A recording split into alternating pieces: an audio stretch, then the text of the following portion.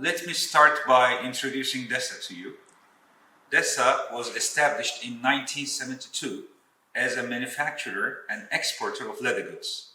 Over the years, the company has vertically integrated, and today the company has a tannery where it tans sheepskin, double face, as well as cowhide in a 25,000 square meter factory, and two finished goods facilities which are dedicated to the manufacturing of handbags, small leather goods, leather garments, and finished leather as well.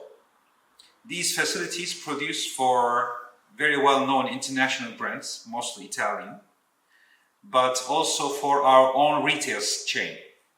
DESA has 55 retail stores in Turkey and has a showroom in Milan from where it is distributing the brand globally.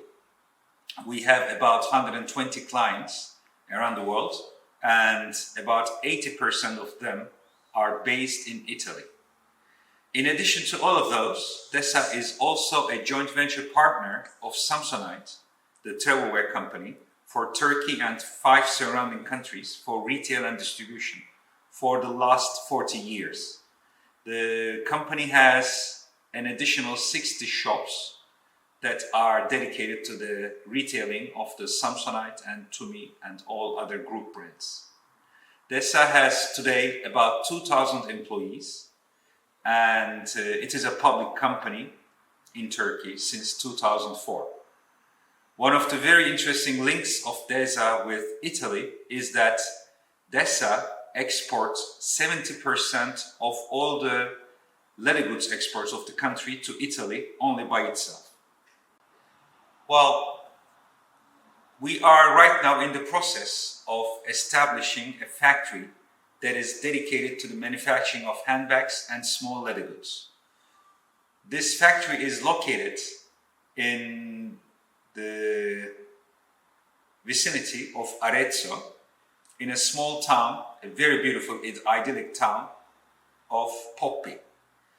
The building is in a 5,000 square meter land that is overlooking the mountains, where Camaldoli is located as well. And we have about 2,000 square meters of closed space across 3 different levels. We have already purchased all the machinery and installed them in the facility, and the facility is able to produce leather goods starting from cutting and doing all the phases up to the finishing of the product. The company in Italy, the factories in Italy, is intended to work in line and in synchronization with the factories in Turkey. And we hope that they will be supporting each other in a very strong and positive way. We are going to employ about 60 to 70 people in this factory, in this facility. We have been planning this investment actually for a long time. It has been one of my dreams to establish a facility in Italy that will work in synchronization with the facilities in Turkey. DESA has been around for the last 50 years, and I've been looking into making this investment for the last 6-7 years, so to say.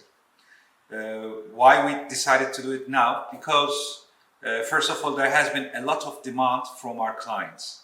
As I've expressed before, we are working with many Italian brands and very well-known luxury brands, and they have been demanding us also to do some production in Italy that will work together with the Turkish factories. So that has been the most important point. But in addition to that, it is also important that the time was right, the investment environment was positive, and we had recruited or found the right management team that can lead such an important project for us. Well, in July of 2022, I finally made the decision to get started with the investment. Beginning of August, before the holidays, we have established our company in Milan, Italy. That's where it's incorporated. In September, we had already found the place, the building that was already up, but had to be reconstructed. And we have worked with our architects to modify the building to meet our specific needs. And from October onwards, we have started with the construction. So the machinery has arrived early January, and the final bits of construction is now being done. I am hoping to be in production and to start the recruitment as of April 2023. For this investment is actually quite interesting. It wasn't an easy decision. I spent about 1 month canvassing all the area from Prato to Arezzo before deciding on Poppy. And why in this very specific area? It's because of our industry. As you might know, Scandicci is the center of leather goods business in Italy, and all of the brands have their offices or manufacturing facilities near that area. And we wanted to be close enough to Scandicci so that we are close to our clients, but also far enough so that we don't have to compete for the workforce. For that reason, we have chosen Poppy, which is a very beautiful town, but it doesn't have any leather goods industry within the city or very close to Poppy. So it's quite a challenge to establish a new industry in an area that is slightly underdeveloped in that sense. But I am already quite pleased to be in Poppy because we were very happy to see a huge amount of applications for jobs, especially from women, who we are always prioritizing in our investments. Also in our Turkish investments, more than 50% of our employees are women. And for only 60 to 70 positions, we have already received more than 400 applications, which makes us very happy and gives us a good chance of selecting the right talent and the right people for the job. So first of all, as I expressed before, there is a huge demand from the clients. Although the factory is still not up and running, we have had many clients contacting us who we had not contacted before, who are asking for capacity once it is ready, who are exploring opportunities of utilizing the facilities in Turkey in conjunction with the facility in Italy. So that's the first positive side, and it gives me a lot of hope for growing the capacity in the future years. The second part is, as I said, the workforce. It's also very important to have interest from the people in the area who want to work for such a facility. And we are quite blessed with the number of applications we have. My dream for the future, my hope, is that we will be forced to grow the capacity in Italy. And I am quite pleased to see that we have the space as well as the workforce, the manpower, to achieve this goal. Well, my first and biggest advice would be to be patient when making an investment in Italy, because there is a lot of procedure and they are not easy. And there's quite a bit of red tape that you have to cut through in order to achieve the goal. That being said, the local authorities and all levels of government are very supportive to help you in this process. But we have to recognize that there is a certain procedure.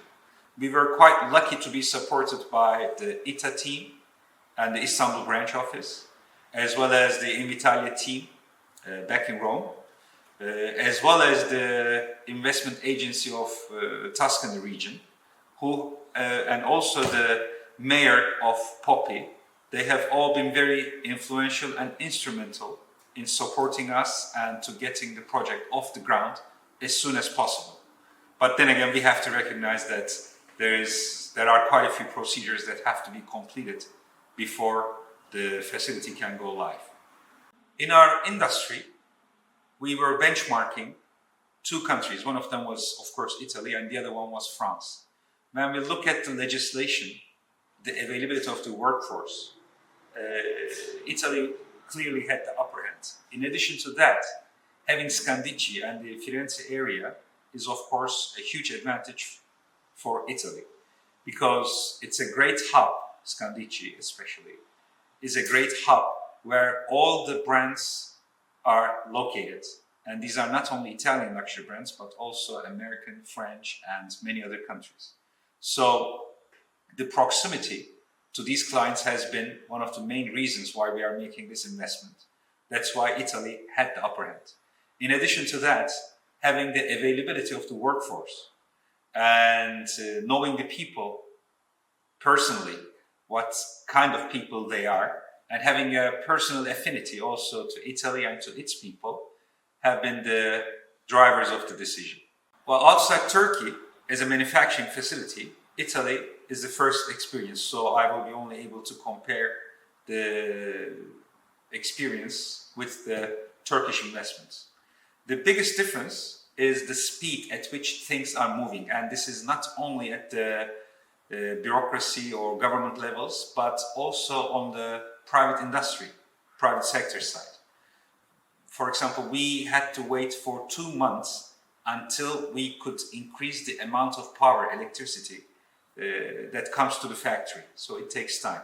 Or we have to wait for 5 months to receive our order of the elevator to be produced and to be installed in the facility. So these are the things that are really extending the time frame of the investment. But apart from that, we haven't faced any major disadvantages or problems. As I said, patience is the most important virtue that one has to possess when making an investment in Italy.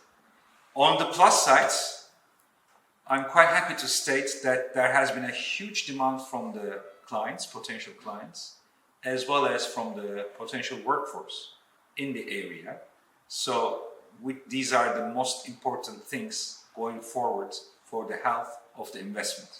Once we are up and running, I'm quite convinced that it will be a long-lasting relationship and a long-lasting investment in the area. The Istanbul team, under the leadership of Riccardo Landi, has been really fantastic. They have been always available to our questions, and they have been a great facilitator to move things forward. The most important contribution was that they have allowed us or helped us to establish a network with all relevant agencies or officers or offices within the Italian government. For example, thanks to them, we were brought in touch with Invitalia, with the office in Rome, and then with the investment agency of Tuscany region, who were also very helpful in the process, and with the local authorities of Italy, such as the embassy and ambassadors, who have been always very helpful and supportive of the project. So establishing the network and introducing us to the right people, to the right partners, to the right offices has been, I believe, the most important service that ITA could give us. So it has been acting as a fantastic reference point that was really showing us or guiding us into the right direction to fulfill our investment. Well, ITA actually has been providing us with all the possible services and support that we could have imagined. From location service to finding partners, to finding consultants, ITA has been most influential for us.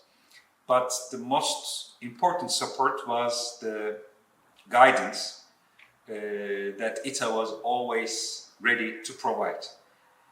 24/7, we could reach the officers of ITA and ask our questions. And even if they were not directly dealing with these questions or with these issues, because they were not concerning their scope of services, they could always point us in the right direction and tell us about how things are being done in Italy. So, in addition to the tangible services and support that ITA is giving, to me the most valuable part of this relationship was understanding the way the business is being done and the processes run in Italy, which is not something that you can find or buy easily anywhere.